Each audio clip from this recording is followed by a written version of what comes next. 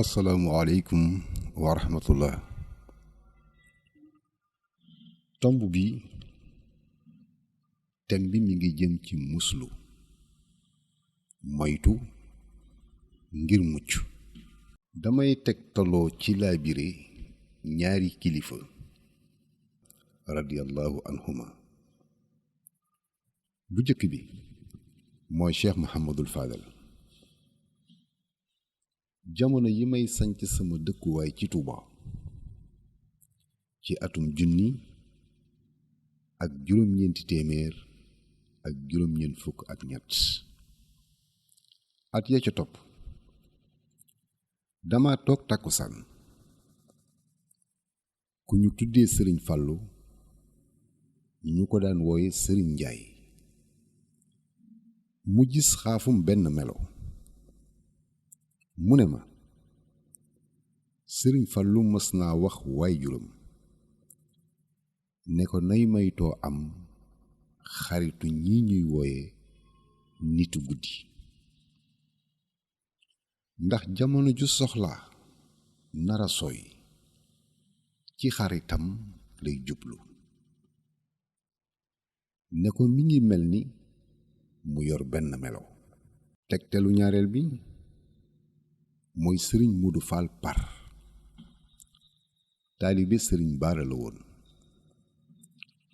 nee na ma gisoon na ca Mali ñuy faj dof ak ñuy génne nit ci lor nit ñi muy njëkteef ñu tuub. li ma baluloo ci jàngat ci ñaari laabiri yi moo di bi ci jëkk jafek mucc, bu ñaareel bi mbaadu ñu mën a tuubloo njëkteef mën nañoo def nit mu nekk ko. li may mujjee moo di mbaa dugguñu ci sunu biir dëkk ak ñun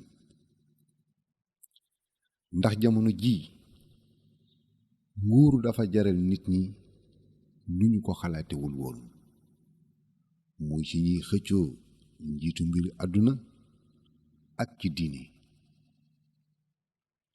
nga xam ni danañ ñu bett lool ndax mbirum diine ngir yàlla dong la woon te moom lay nekk ba faw.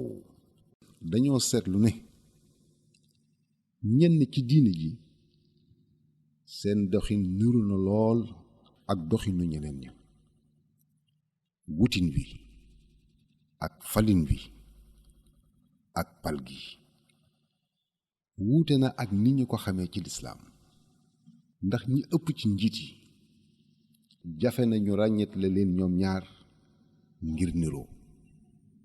kon yàlla nañu yàlla musal ci seeni pexe ak pakk yi ak pax yi. amin.